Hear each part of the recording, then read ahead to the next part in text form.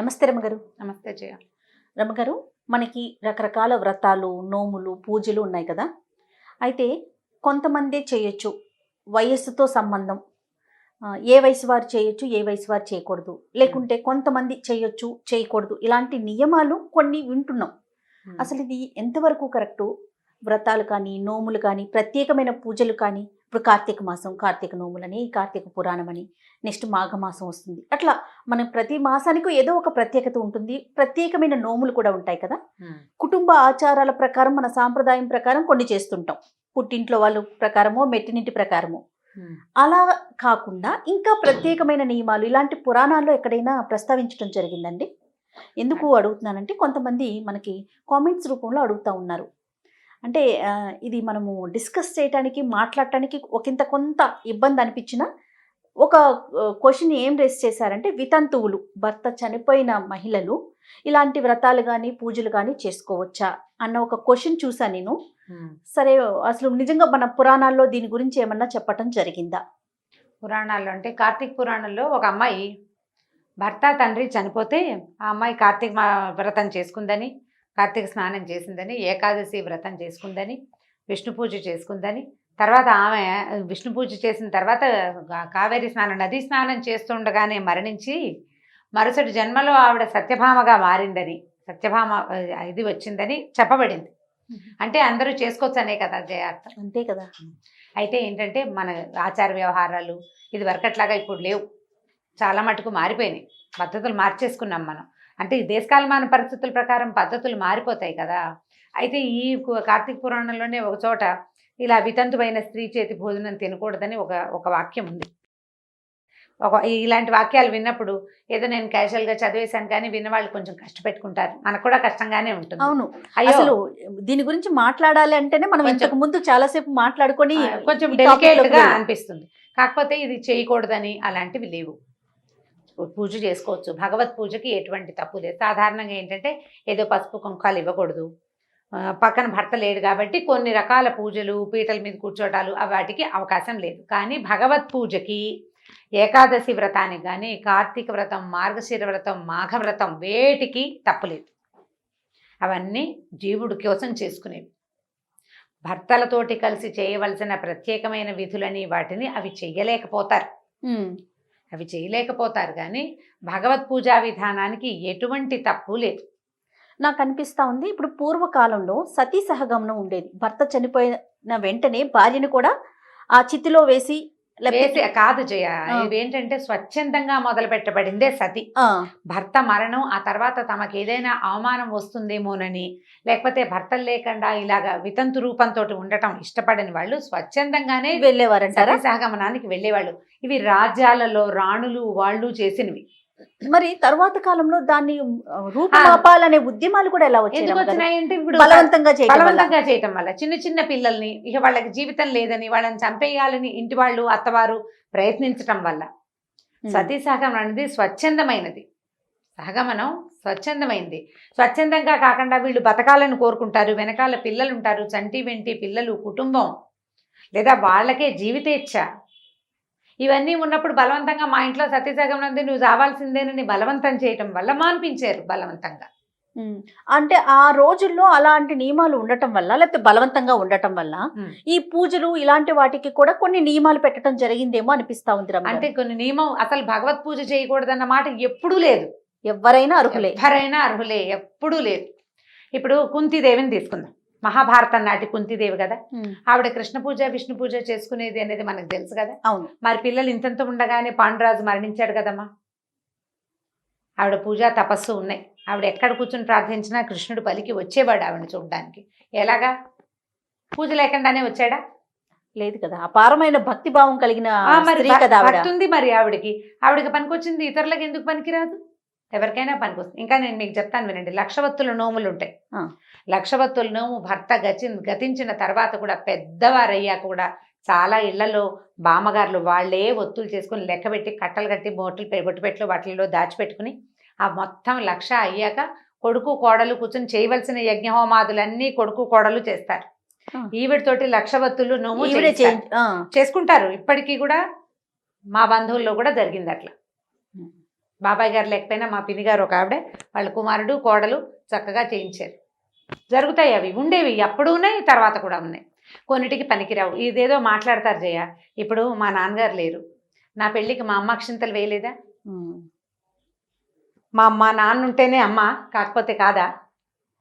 అమ్మ అమ్మే కదండి. అమ్మ అమ్మే కదా ఎవరికైనాను. మన తాతగారు లేరు, మా నాయనమ్మ అక్షింతలు వేయదు. ఎందుకు వేయరు? అక్షంతలు ముట్టుకోకూడదు, పసుపు ముట్టుకోకూడదు, బొట్లు అవి పెట్టరు. ఏవో ఒకటి రెండు సిద్ధాంతంగా అవి చేయకూడదు అనుకుంటారు. నాయనమ్మకి దండం పెట్టడం, మా అమ్మకి, మా నాన్న లేకపోతే మా అమ్మకి దండం పెట్టకూడదు అన్న మాట ఉందా ఎక్కడైనా? ఎప్పటికీ అమ్మ అమ్మే కదా, ఆవిడ స్థానం ఆవిడదే కదా. ఆవిడదే కదా. అక్కడ తల్లిగా మనిషి ఉన్నారా లేదా అనేది తర్వాత విషయం, అది వేరే విషయం. అది మిగిలిన వాళ్ళకి, నాకు అక్కర్లేదు. నాకు అంటే వ్యక్తికి అక్కర్లేదు, నేనని కాదు, వ్యక్తులకు అక్కర్లేదు, అసలు అది అవసరమే లేదు. కొన్ని పనికిరావని పెద్దవాళ్ళు భావిస్తారు. ఆ రెండు మానేసుకుంటే సరిపోతుంది. వాళ్ళు చక్కగా పూజా విధానం అన్ని చేసుకోవచ్చు వాళ్ళ దారిని వాళ్ళు. అది పనికిరాదన్న మాటే లేదు కదా. జీవుడు ప్రతి జీవుడికి సమానమే కదండి. అందరికీ సమానమే. ప్రతి వాళ్ళు భగవత్ పూజకి అర్హులే, అందులో ఎటువంటి నియమము లేదు, దానికి అసలు తప్పే లేదు. ధర్మసింధువులో కూడా ఎక్కడ అయితే ఏంటంటే విధవా భోజనం పనికిరాదు అన్న ఒక వాక్యం అందులో పర్టికులర్గా ఒక సందర్భంలో అని చెప్పారు. అది కూడా ఏమిటి, తల్లి అయితేనో లేకపోతే మేనత్త అయితేనో పనికిరాదని ఏం అనలేదు. పనిమాల వెళ్ళి ఎక్కడైనా తినద్దన్నారు. ఇంట్లో అయితే పర్వాలేదు, అసలు ఆ మాట చెప్పబడలేదు అందులో చెప్పబడలేదు. ఇప్పుడు ఒక బ్రాహ్మడు, ఆయన ఏకాదశి వ్రతమో ఏదో వ్రతం చేసుకున్నాడు, సాయంకాలం భోజనం చేయాలి. అతనికి ఉన్న తల్లి ఒకతే ముసలావిడ, తండ్రి లేరు, ఎక్కడికి వెళ్ళి తింటాడు? అమ్మ చేతి అన్నం కంటే గొప్పదుందా లోకంలో? అమృతం కదా. మరి ఇప్పుడు అమ్మ సధవా విధవా అన్న మాట వస్తుందా? అయితే రమగారు, మనకి తెలిసిన మన సాంప్రదాయం ప్రకారం హిందూ ధర్మంలో ఒక నెలసరి వచ్చిన ఒక 5 రోజుల లేకుంటే 6 రోజుల ఆ పర్టికులర్ డేస్ వరకు మాత్రమే మనము ఆ భగవంతుని సేవకి దూరంగా ఉంటాం. అంతే కదండి. అంతే. మిగిలిన వాళ్ళు ఎవరు పూజ చేసుకోకూడదు, గుళ్ళోకి వెళ్ళకూడదు, దీపారాధన చేయకూడదు, కార్తీక సమారాధనలు చేయకూడదు, అలాంటిది ఏమీ లేదు. చాలా కథల్లో ఇప్పుడు నేను పూర్తిగా నిర్ణయ సింధువు, ధర్మ సింధువు అవి గట్టిగా చదివిన దాన్ని కాను. కానీ ఏ పురాణంలో, ఇప్పటికి పురాణాలు, దీనికి మనం కార్తీక పురాణం చేయడం కోసం ఎన్ని పుస్తకాలు తిరిగేశాను నేను. అవును, ఎక్కడా కూడా చెప్పబడలేదు. ఎక్కడా చెప్పబడలేదు. అలాంటిది అసలు లేనే లేదు. ఒకవేళ ఉందనుకోండి, ఎవరో రాసిందే, అది భగవంతుడు చెప్పింది అయితే కాదు. ఇప్పుడు ఒక అమ్మాయిని, ఒక స్త్రీకి పుట్టాలని, అది పెరగాలని, పెళ్లి చేసుకోవాలని, సంతానాన్ని పొందాలని, తర్వాత భర్త గతించాలని నువ్వు చేసావా? భగవన్ నిర్ణయం కదా. ఇప్పుడు ఆ జీవుడు ఏ అమ్మాయికి అయితే భర్త లేడో, ఏ స్త్రీకి అయితే భర్త లేడో, ఆమెకు మరణించడానికి, ముక్తిని పొందడానికి అర్హత లేదా? ఉంది కదా. అంతే, అందరూ సమానం కదా. ఇప్పుడు ఎవరైనా సరే జీవుల్లో, ఇప్పుడు ఎవరైనా భర్త ఉన్నా, భార్య ఉన్నా, లేకపోయినా, భర్త లేకపోయినా, ఈ మొత్తం జీవులు అందరి లోపల ఉన్న ఆత్మలు పరమాత్మ యొక్క ముక్కలే. ప్రతి జీవికి అర్హత ఉంది, అందులో ఎటువంటి అనుమానము లేదు. పిపీలికాది బ్రహ్మాండ పర్యంతము భగవంతుని యొక్క లీలా విశేషమే, అందులో తేడా లేదు. ఒకవేళ ఎవరైనా అది కాదనంటే వాళ్ళు సరిగ్గా చెప్పట్లేదని అనుకోవాలి. మీరు అన్నట్లుగా ప్రత్యేకమైన పూజలు ఏదైనా అంటే భార్యాభర్తలు కలిసి చేయాల్సి, పీటల మీద కూర్చొని చేయాల్సిన వాటికి, భర్తతో కలిసి చేయవలసిన వాటికి అతను లేడు కాబట్టి, ఆవిడ చేయలేదు కాబట్టి, ఇంకొకళ్ళని ఎవరినైనా కూర్చోబెట్టి చేయించుకోవచ్చు, అంతే. అది కూడా ఏంటంటే మరి మన ముందు కాలాల్లో అలా కూడా ఉండేదో కాదో జయ, మనకు తెలియదు. మనకంటే ఒక 600-700 సంవత్సరాల క్రితం ఎలాంటి పద్ధతి ఉందో తెలియదు. మనకు ఒక 300-400 వరకే మనకు తెలుసు. అవును, ఆ కథలు, ఆ సాహిత్యమే మనం చూస్తాం. ఆ కథల్లోనే చిట్టి పిల్లలకి పెళ్లిళ్ళు చేసేయటము, వాళ్ళ భర్తలు మరణించగానే వీళ్ళకి గుండు చేయించి ఇంట్లో కూర్చోబెట్టడం, సిగ లేకుండా చేసేసేయటం, ఓ మూల కూర్చోబెట్టడం, వాళ్ళతో పని పాటలు చాకరీ చేయించుకోవటము, అవే మనకు తెలిసిన కథలు.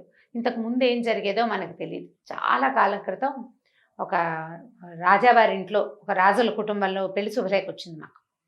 ఆ శుభలేఖ ఎవరి పేరు మీద వేశారంటే పిల్లవాడి నాయనమ్మ గారి పేరు మీద వేశారు. ఇది నేను ఎప్పుడు సంగతి చెప్తా, ఒక 23-24 సంవత్సరాల క్రితం అనుకుంటున్నాను నేను. 23 ఏళ్ళైనా అయింది. ఇదేంటండి ఎవరో పెద్దావిడ పేరు వేశారు, వాళ్ళ అమ్మగారి పేరు అంటే కాదు, వాళ్ళ నాయనమ్మ పేరు అని చెప్పారు. తాతగారు లేరు, తండ్రి వాళ్ళ అమ్మగారి పేరుతోటి శుభలేఖ వేశారు పిల్లాడి. అంటే శుభలేఖ వేయటానికి తల్లుల పేరు పనికొస్తుంది. గౌతమిపుత్ర శాతకర్ని చెప్పుకుంటున్నాం మనం. ఆయన ఫలానా రాజుగారి కొడుకునని చెప్పాల, గౌతమి కుమారుణ్ణని చెప్పాడు ఆయన. ఆ తర్వాత వాసిష్ఠి పుత్ర పులోమావిని కూడా చూసాం కదా మనం. తల్లులకి పట్టం కట్టిన ప్రపంచం మన దగ్గర కూడా ఉంది. ఆ పద్ధతులు ఉన్నాయి మనకి. సీతారామ కళ్యాణం అంటాం కదా అంతే, అమ్మగారు, మనందరికీ సీతేగా తెలిసినది, ముందు. మనందరికీ తెలిసిన సీతే సామాన్యమైన ముందు. మాట. సీతే ముందు, సీతే ముందు, అందులో ఎటువంటి అనుమానము లేదు. జానకి రాముడు. ఇప్పుడు ఎలా అంటే ఇది విధానాలు మారుతూ మారుతూ వచ్చాక మనం ఈ మూల కూర్చోబెట్టడం అనే ఒక ఇది ఏర్పడి, ఆ మూల కూర్చోబెట్టిన రోజుల్లో కూడా లక్షవత్తులు నోములు చేయించారు. కేశములు లేని రోజుల్లో కూడా ఆవిడ తాలూకు ఆవిడ సంతానం కూడా కలగకుండానే భర్త గతించాడు అనుకో, వాళ్ళకు కూడా అన్నదమ్ములు కూర్చుని లక్షవతులు, అమ్మాయికి ఏదో ఆస్తి స్వాస్తి ఉన్నాయి, అన్న దగ్గర తమ్ముడి దగ్గర మేనల్లుడి దగ్గర ఉండేది, వాళ్ళ పేట్ల మీద కూర్చుని భార్య భర్త ఈ మొత్తం నోమంతా చేయించి ఆ వ్రత ఫలితం ఆవిడకి దక్కేలాగానే చేసేవారు, భర్త పేరుతో సహా చెప్పించి. ఇప్పుడు ఆ పద్ధతి ఉంది కాబట్టి వ్రతాలకి వీటికి ఎలాంటి సంశయం లేదంట. మనకేంటంటే అనుమానం ఏంటంటే, మనకి బొట్టు పెట్టుకోరు కాబట్టి బొట్టు ఎవరికి పెట్టకూడదని, సాధారణంగా కుంకుమ అది ఇచ్చేటప్పుడు ఏం చేస్తాం, కుంకుమ మనం పెట్టుకుని ఎదుటి వాళ్ళకి పెడుతుంటాం, లేదా ఒకళ్ళ పెట్టగానే వాళ్ళు ఎత్తి మన మొహాన్ని పెడుతుంటారు. కొంచెం మనం అది మానేస్తాం కాబట్టి, కుంకుమ అది తీసుకోవటం అవి మానేస్తారు కాబట్టి మన పనికి రాదన్న భావన మనకు అట్లా అలవాటై ఇది తప్పు చేయకూడదు అని లోపల శంకగా ఉంటుంది. ఇతరులు శంకిస్తారు, ఏదో అయిపోతుందని భావిస్తారు, నలుగురు మాట్లాడేసరికి వీళ్ళకు కూడా భయం వేస్తుంది. కాబట్టి కొన్ని పనులు చేయకపోయినా పర్వాలేదు, కానీ భగవత్ సేవకి ఇప్పుడు పూజలు వ్రతాలు ఇవన్నీ నలుగురు కోసం చేసుకునేవి. వాళ్ళని వెళ్ళి పిలిచి ఎవరికైనా ఇవ్వాలి. నువ్వు చేసుకునే పూజకి ఏముంది, నోము ఇది వేరు కదా. నోము అనగానే వాయనం తాంబూలం, పూజ భగవంతుడికి ఇచ్చేది, ఆయనకి నువ్వు మనిషి అయితే చాలు, నీకు బుద్ధి భక్తి జ్ఞానం ఉంటే చాలు, అంతే, ఇంకేం అక్కర్లేదు. సద్బుద్ధి అదే కావాలి. ఈ శంకలు ఏమి పెట్టుకోవద్దమ్మా, వీటి మీద అనుమానాలు లేదు. మా వదినలే, మా అన్నయ్య లేరు, మా వదినకి దండం పెట్టచ్చా లాంటివి అడగండి, అది మంచి మాట కాదు.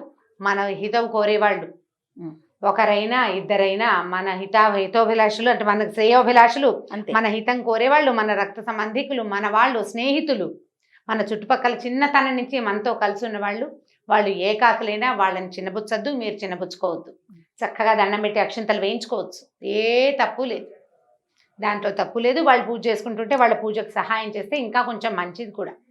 దాని మీద అసలు టెన్షన్ అక్కర్లా, మనం ఎంతసేపు మాట్లాడక్కర్లేదు. రైట్. ఓకే రమ్మ గారు, నమస్తే. నమస్తే. ఈ వీడియో కనుక మీకు నచ్చినట్లయితే లైక్ చేయండి, షేర్ చేయండి. మరిన్ని వీడియోస్ కోసం మా ఛానల్ని సబ్స్క్రైబ్ చేసుకోండి.